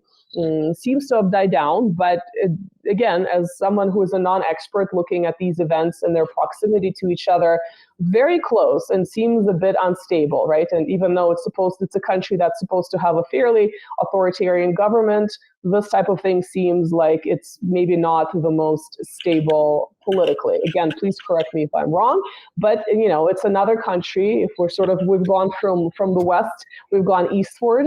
We've even briefly touched upon Africa and of course Iran, but it's basically when we put all of those countries together, having some kind of instability and perhaps a lot of instability, political chaos, creates problems for Russia, right? Obvious problems. In some cases, it's the legal need to get involved if it's a country that's part of this, this little military alliance that remains sort of on the ashes of the Soviet Union. In other cases, it's a country that's economically integrated with Russia, where the regime change in that country would really impact it in many ways, right? So when you kind of add all of those things together, this is the reason why, again, the Russian officials and pundits call it in Russian the belt of instability. And I know the media, even the Western media has, I think like Newsweek has translated it as the belt. Maybe, I think it was like a statement by Lavrov the last couple of years, but I think the zone of instability sounds a bit more as less awkward in English, although I guess the belt makes sense, like tighten the belt. Yeah. But I think the zone of instability along the southern periphery, now that we've had the Belarusian situation resolved, but the Ukrainian situation is obviously sort of the biggest news of the century as far as Europe goes. So you can definitely see how having multiple countries, regardless of the depth of their relationship with Russia on the periphery, how that would impact Russia in terms of, like the RAND report says, from 2019, still very much relevant, overextending, creating anxieties, creating problems for the sort of ethnic Russians or Russophones, at least, who would be living in these places. So now that we kind of put it all together, with or without a tinfoil hat, what do you think? Where do you think this is going? Well, where it's going, we kind of know. No, I definitely don't want to make predictions because it's such a dynamic world, such a dynamic situation. I think it's difficult to make predictions. I mean, kind of like we could say the Ukraine war is lost, but there could be a very dangerous nuclear escalation, right? Lost for the West, in my opinion. We had actually a question here from a viewer that asked, "Did you guys think that we are going to the Armageddon soon?" Well, I've just before we meet for today's show, I was watching Scott Reeder at Through the Eyes of, the channel of Ania K, if I'm not mistaken, who is a Polish woman. She's a child book writer, but she decided to go full, YouTube conspirationist because she's just seeing what the world is becoming. And Scott Reeder was Soder's book illustrator. Look where I am, so we have a connection there. See, book illustrators just want to drop their art and be like, okay, we have to focus on. We can't just be drawing. We have to be proactive. Yeah, exactly. And Scott, I've been following Scott Ritter for some time. I mean, he's a guy who has responsibility on the deal of nuclear disarmament, and who has experience and uh, has worked hard for this to be something. And now he's seeing, he was very grim today. He's usually very hopeful for mankind and all that, although he's very strong on his arguments and his critics, but he's always very hopeful. And today he was quite grim on that, and the other comment from the same guy, Marcio Gibson, he says that I'm worried about USA thinking that they will survive after an Armageddon, and they escalates for it. So the point that Scott Ritter was making today was exactly that. It's not about being able to win a war.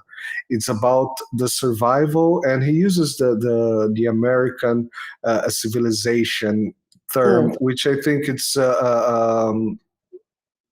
misconceived, but he talks about the survival of the American civilization, of North American civilization. So it doesn't matter if the entire worlds go boom. It doesn't matter if 80% of the United States go boom together with the rest of the world, as long as you have 20% to survive only the civilization, the North American civilization. I'm sorry, it's not a civilization; it's just a big country. But in that matter, I mean that's a very green thought, actually, because I have a question for you. Was this because of those two strikes coming from Ukraine, but likely with the blessing of foreign powers on the Russian nuclear alert system? Yeah, because that's definitely unprecedented. I mean, when I first saw the news, I was like, this has to be fake news. Like this is some Telegram channel trying to get the clicks, and then it wasn't. I mean, when you see what people are talking about, I mean, it doesn't seem like something very strong indeed, but it is unprecedented and it is extremely dangerous. But then you have to understand because it's why. Like it's probing. It's not so much like it's dangerous because there is a big boom. It's more like, what is Russia gonna do? Let's probe it again. What is Russia gonna do here? And the probing is like, let's pretend what is the next step here, right? Yeah, let's pretend that this was all Ukraine. Okay, the guys are desperate, and that's very important. The monkey with a grenade. A monkey with a matter. Grenade. Ultimately, it doesn't matter, right? Yeah, because this is a gray zone that the West put itself into, because now Ukraine can go monkey with the grenade, but everybody's going to blame the West. Of course. Or at least think you have something to do with that. And perhaps that was not an order, but we don't know, and we cannot know if it's not an order. Because look, that's a early detection for nuclear strikes system. From what I understand. Russia was very clear saying, if you give them F-16s, we're going to interpret them as having the capacity to carry nuclear warheads. Like, this is how we're going to. It's a very clear statement, and so that predates these two drone attacks on the nuclear warning system. So. Definitely an escalation. Go ahead. Exactly, but they've been escalating. Alexander McCurry has this expression that I love, which is the escalation escalator. So they just escalate like they are in an escalator. So for Brazilian, the escalator is the automatic stairs. They've been doing it, and at some point it doesn't matter if we understand that. It's quite clear that we understand, and perhaps the West understand, that they cannot win a war against Russia. But this thought of civilizational surviving and dominance, and plus these what's the word I'm looking for? Eschatological thinking of this Christian End times. evangelicals, Yeah. neo-Pentecostals that we have a lot in Brazil, by the way. This is very dangerous because these people actually believe that Armageddon is a good thing. They are going to be saved by the Well, Lord. Marcelo, you don't have a bunker. I don't have a bunker. And, and we talked about this before, like we have families in multiple countries and multiple continents. So we can be selfish and say, I am in such and such location, maybe I'll be safe. But then we have friends and family, all over the world, including big cities that in such a catastrophic scenario would not be safe. So it's... I'm in Italy. I'm definitely not safe. If I grab a plane and go back to Brazil, perhaps. Perhaps, yeah. Because there's no, but you never know what crazy think, Sure.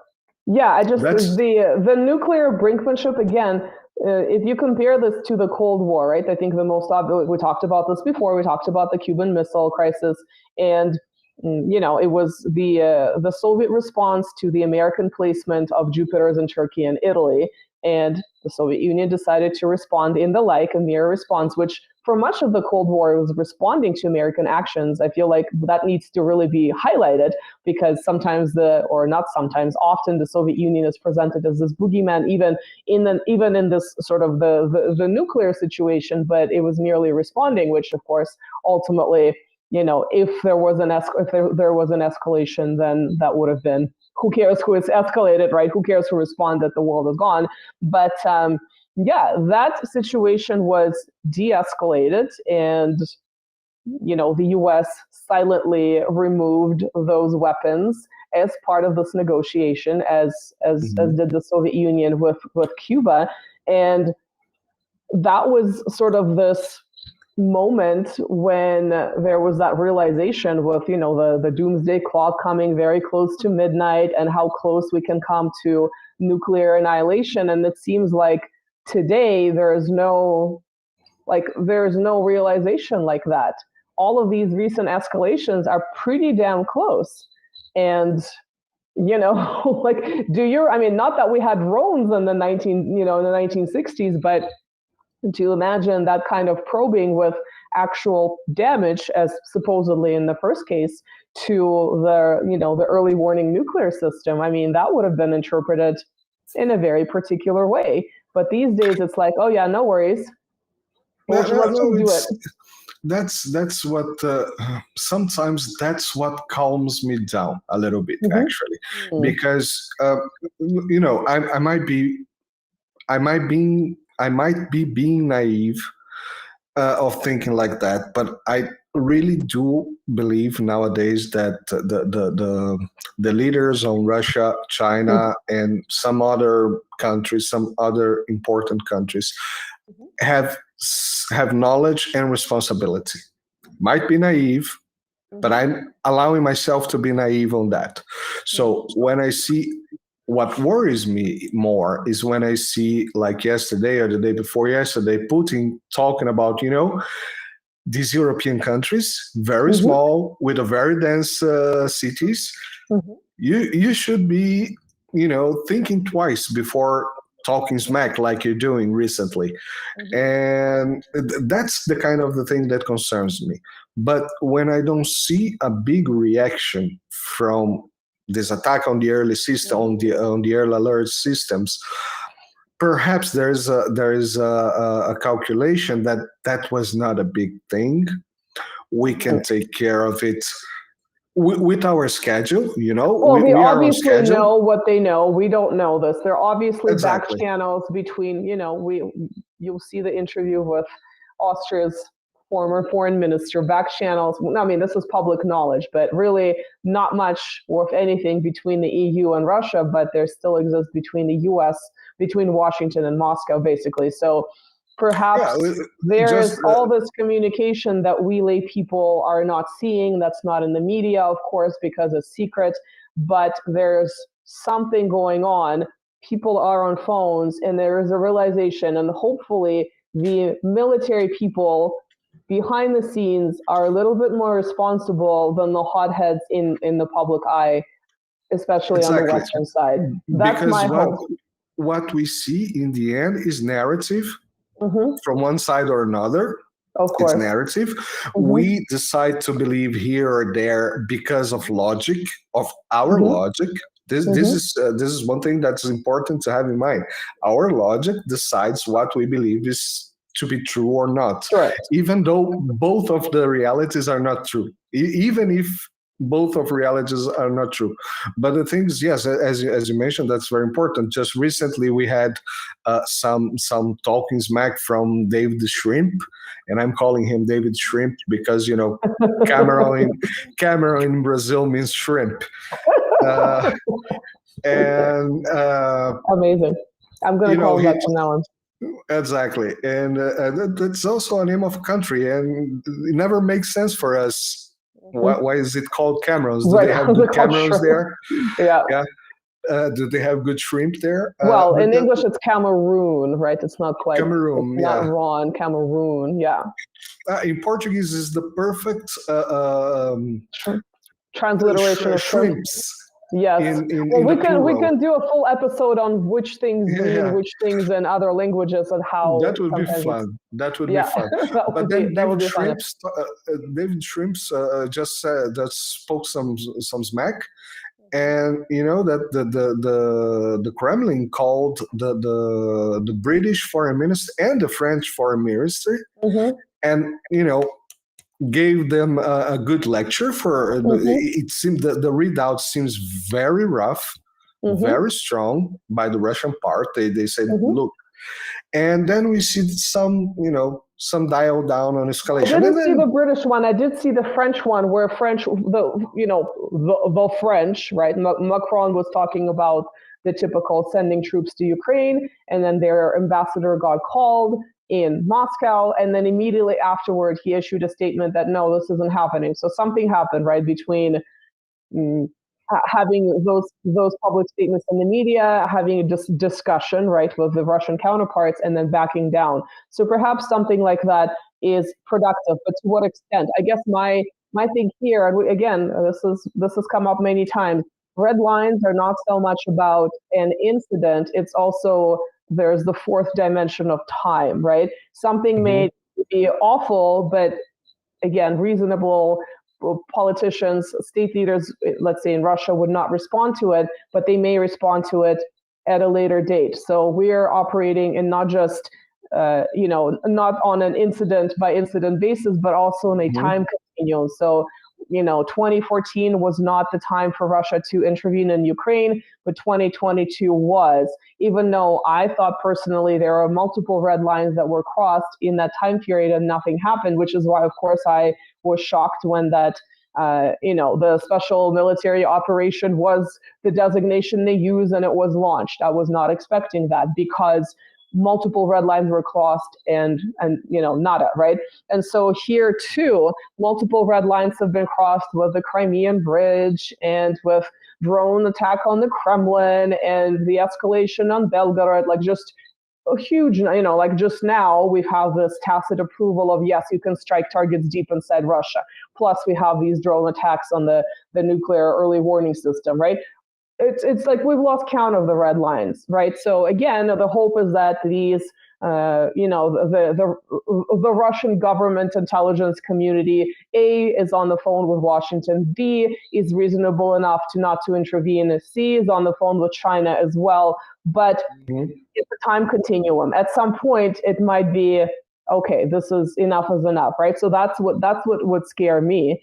It's not just the incident itself. It's when does it happen? What are the other things that are going on at this time? So one thing that Alexander Mercury mentioned even today on the Duran's video, which I think it's a very interesting perception about this, because when I talk about red lines, many times we're talking about red lines that the West put on themselves, like we are not going to provide tanks or whatever tanks to Ukraine, and then the Southwest crosses its own red lines. The own West crosses its own red lines, but they call it like they perceive it as a Russian red line. So, see, we are crossing red lines and Russia is not doing. But Russia never said, "Well, don't send tanks." They just said, "Well, you're gonna send it. They're gonna burn. Do your best." Right. So, but that was not a red line. Of course, Russia has red lines, and they haven't been crossed yet. And many of red lines that perhaps we understand as red lines, as you said, they can be flexible on time, depending on the season. What are you going to do? Are we going to go full berserk because of this? Sure. This is not a big deal. Let's keep doing. Are we ready to lose thousands more men, or can we just hold the lines and make them exhaust themselves? Marcel, I don't know if you see this comment, but this commenter is saying, quote, Russia's not worried. Okay, well, I'll read it out, but I'm glad you see it. Russia's not worried about it because their second strike capacity, their ability to respond even after a first strike from a foreign power is strong, and that's a deterrent in itself. So, again, hopefully the idea of deterrence in that regard is also being considered, but the level of hot-headedness coming from the official West has been shocking in comparison to what we know about the Cold War. So the point that this is a very pertinent, very reasonable, very rational comment, very logic comment. The problem is that we are not dealing with logic people. Sure. So what I see when I see, and this I see from the beginning, and was when you were mentioning Kazakhstan situation in 2022, I was not paying attention to things yet. So I don't remember because I didn't know. Well, it was also very, like I said, very surgical. That involvement by the Collective Security Organization was very quick. I think when they first announced that this will happen, everyone expected a countrywide bloodbath.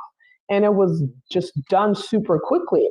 So I think based on that was another actually reason why I don't think people expected Ukraine to escalate the way it did, because we had that precedent of Kazakhstan being resolved very peacefully. Again, very different because it didn't have a, Maidan type scenario like Ukraine did in 2013, 2014.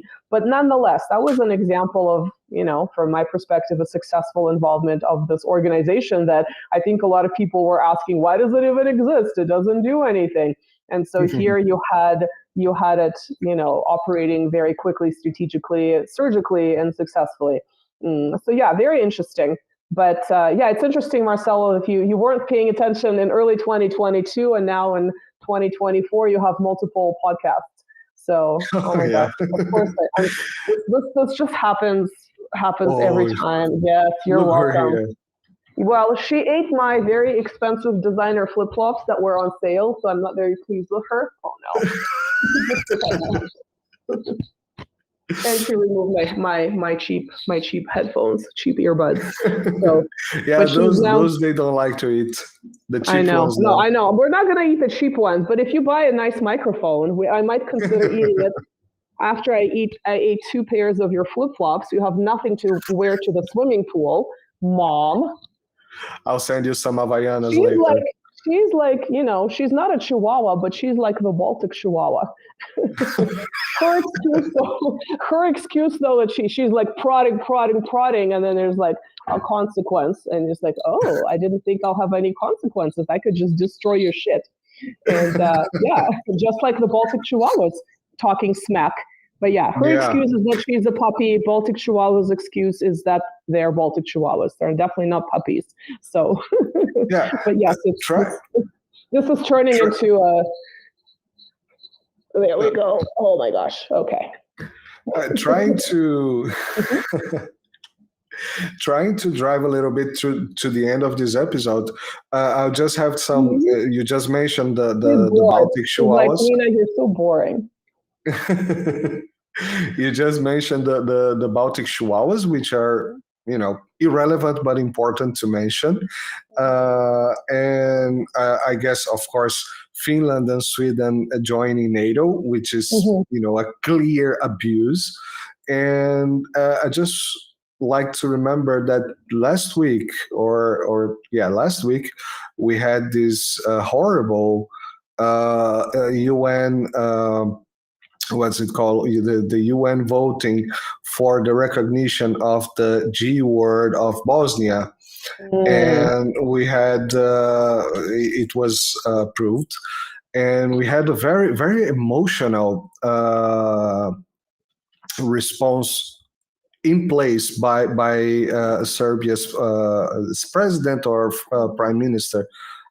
Okay, I'll call it President Vucic. Yes, who basically burst in tears in the middle of UN. And when I watched the video, that was very, very interesting for me to see the reaction.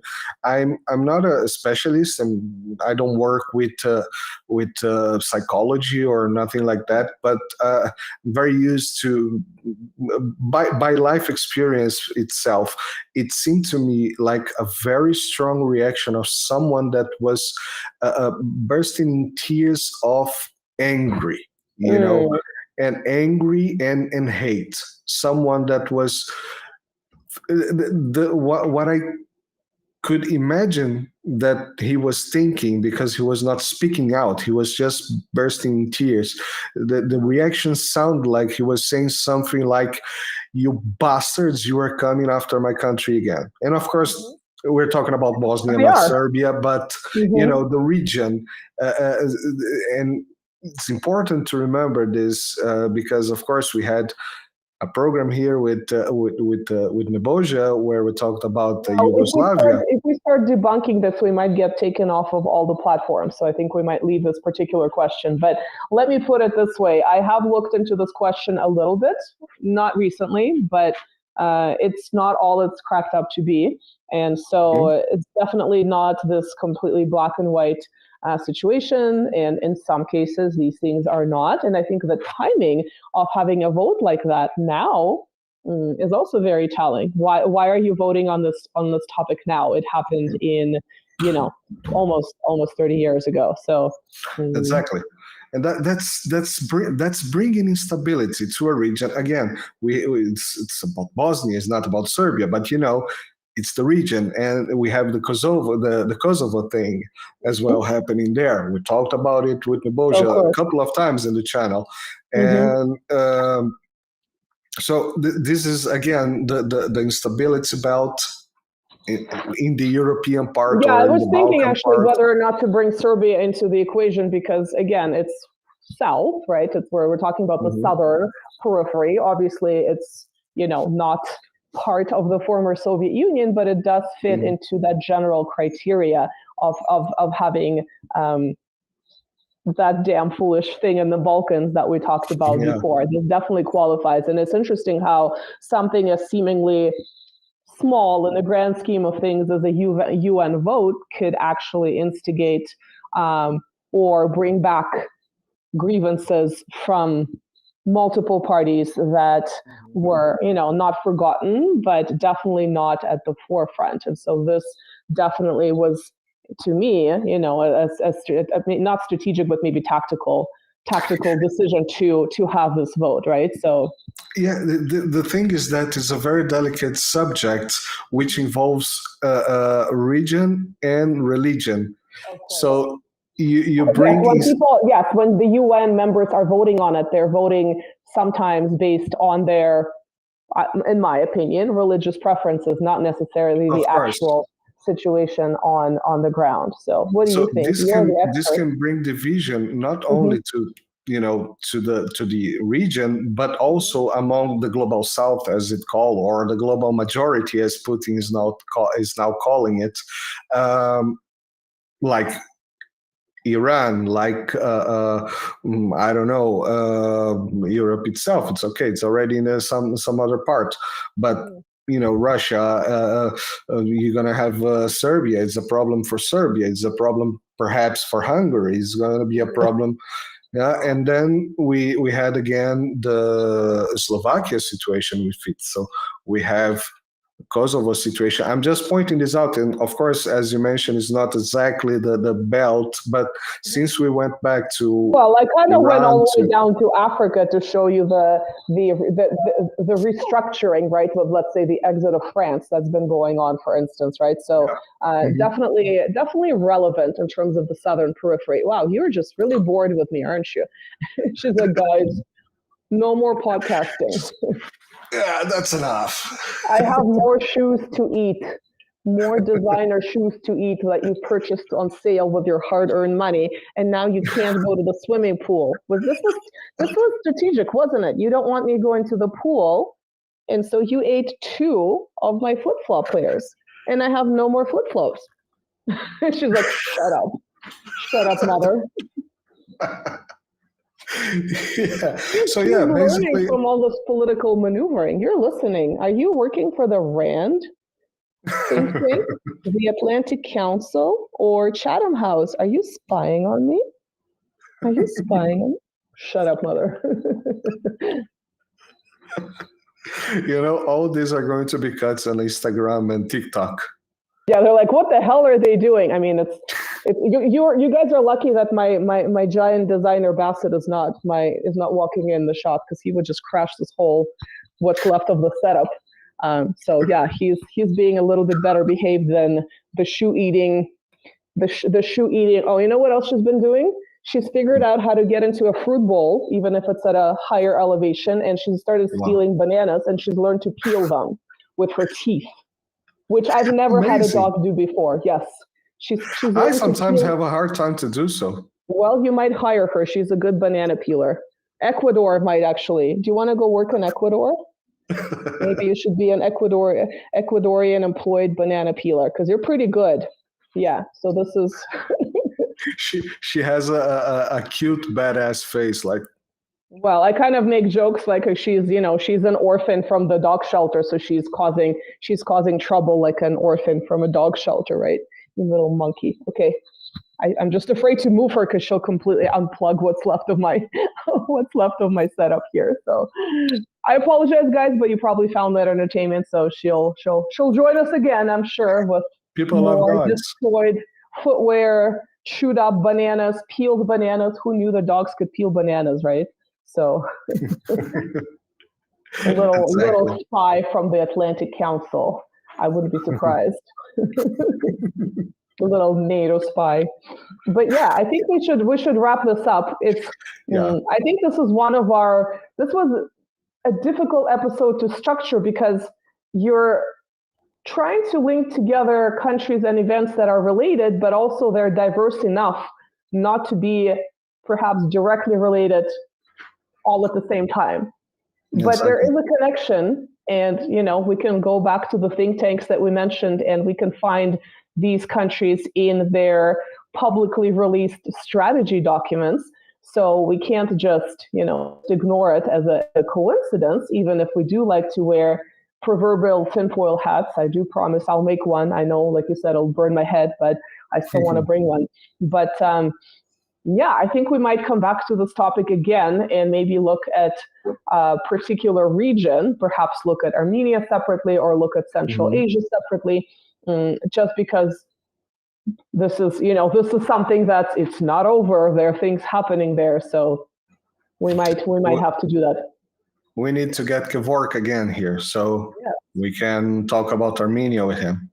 Yes, actually, yes. Instead of talking about the Middle East, we can get him here to talk about Armenia as someone who knows more on that country than I do, for sure. So we can let us know if this is something you want to see. Yeah, I think we went through everything. I need to put a frame here somewhere where I can start putting these things, with red wool connecting them. Yeah, like the little meme of all the countries. Yeah, it's crazy stuff. Yes. All right. So yeah, I think we've been through everything. We were more of the Kardashians, exactly, or the Kardashians. Kardashians, right? The Everybody Kardashians, the way they're go. connected to the Collective Security Treaty Organization.